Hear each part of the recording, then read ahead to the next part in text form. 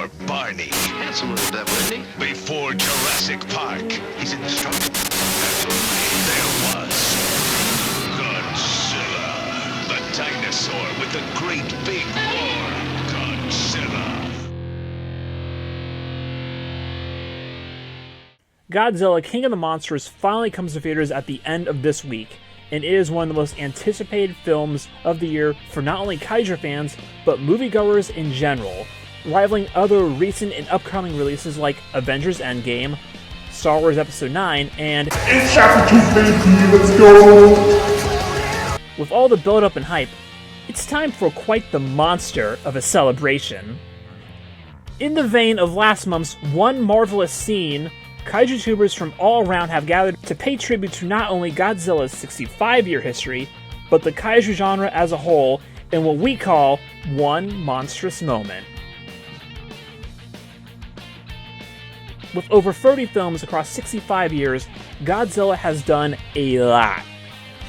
He's destroyed Tokyo, gone to space, fought a giant monster made out of sewage, starred in a Snickers commercial, destroyed Tokyo again, got a star in the Hollywood Walk of Fame, you name it. But what's the best scene in the franchise? Well, while there's no clear answer to that, these films have gone through every tone from horror to comedy to action, so what scene is the best or most important is very subjective. But for my money, the airport scene from Godzilla 2014 is one of the most important scenes in franchise history.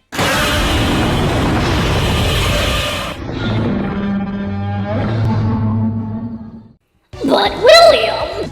I hear the purists cry. How could you pick a scene from an American kaiju movie? This film isn't even in your top 10 favorite Godzilla films.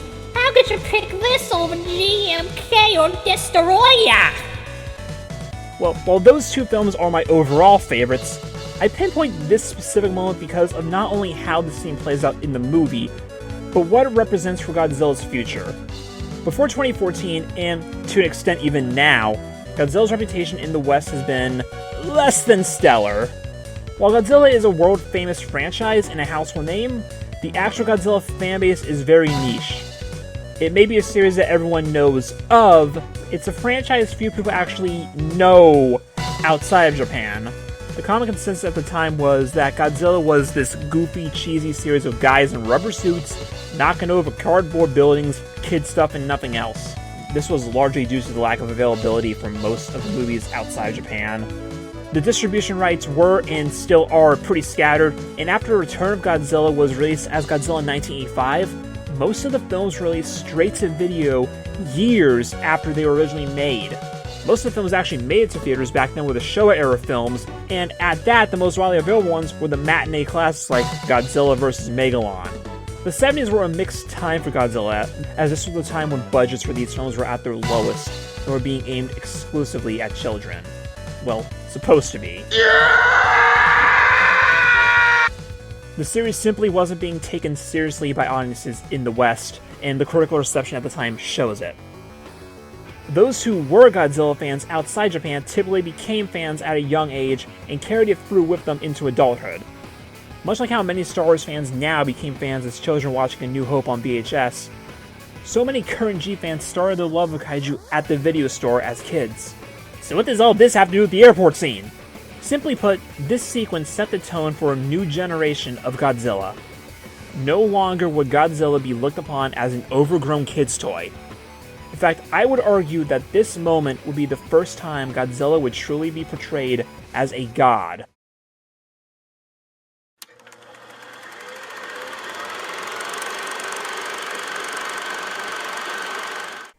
We tune in as the Muto continues its rampage through Hawaii as the military tries in vain to subdue the monster. Meanwhile, a tidal wave rips through the city as inhabitants scramble indoors for safety. Flares go off as a massive lifeform unlike anything the world has ever seen marches onward. In a nutshell, everything is a disaster! All of this comes to a head at the airport. The Muto storms through destroying planes and equipment. Explosions go off and the human bystanders inside are heard screaming in a cacophony of chaos. For these people, it is a nightmare. Nothing can save them.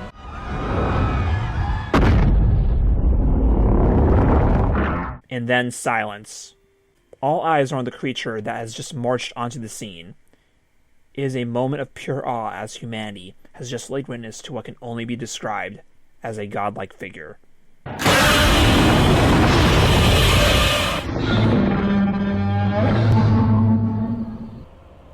This is done lightly before during the typhoon sequence minutes earlier, as the humans on the rooftop looking at Godzilla walking by are also similarly silent.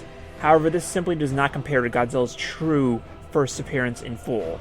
This entrance perfectly fits the tone of the film, and I would argue the best Godzilla entrance in the series.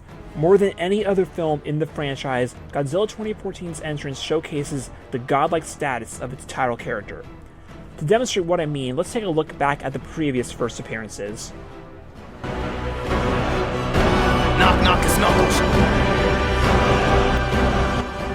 For this section, I am only looking at the first time Godzilla appears in full. Seems like the boat accident in 1954 do not count. Speaking of 1954, you would assume that the first time Godzilla appears would be a spectacular event.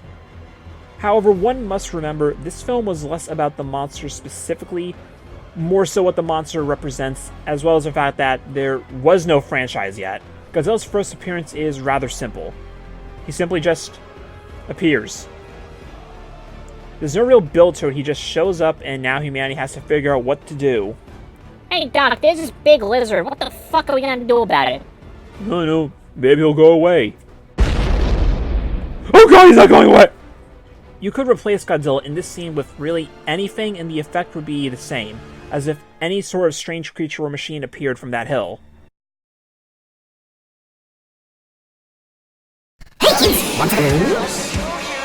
Godzilla appearances directly after 1954 would be quite similar.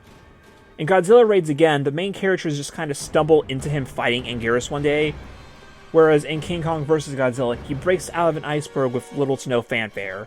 The events of those films would have happened regardless had the humans not been there, they were just in the wrong place at the right time to see it happen. In Monster Zero, the first time we see him is when the Planet X aliens pick him up out of the ocean like one of those anime donut plushies in a claw machine at Walmart. For my money, the best Showa series entrance is Terror of Mechagodzilla. It has a very similar build-up and payoff to the 2014 airport scene. We see the city in chaos as Titanosaurus rampages through the city. Things seem hopeless until a shadow rises in the distance, and suddenly a surge of atomic energy blasts Titanosaurus and knocks the beast down. There's a sense of duality between these two entrances. With Terror of Mechagodzilla being the last Showa film, it comes off as the last fight of an era. This is the beginning of Godzilla's last stand, and his appearance here feels like a fitting farewell to the monster before he retires. Whereas in 2014, this is the start of a brand new era, and to leave that mark, they made damn sure to tell the audience here he is to be taken seriously once again. This isn't to diminish some of his other entrances. His Biollante entrance is another favorite of mine, but for different reasons.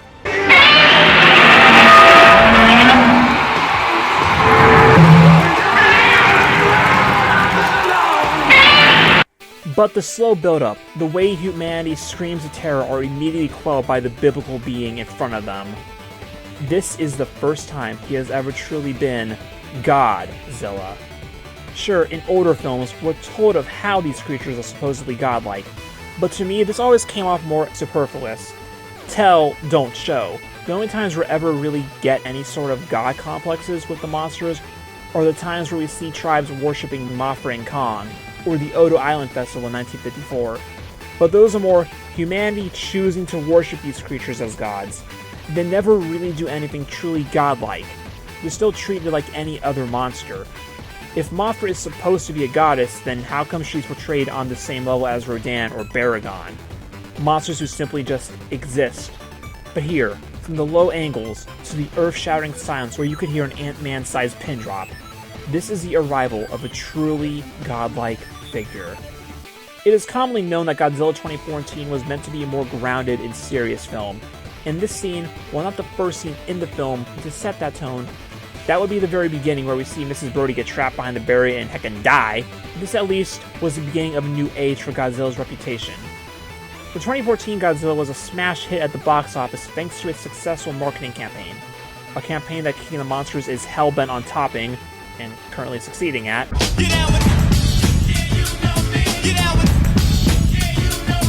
and set the wheels for what would become the Monsterverse.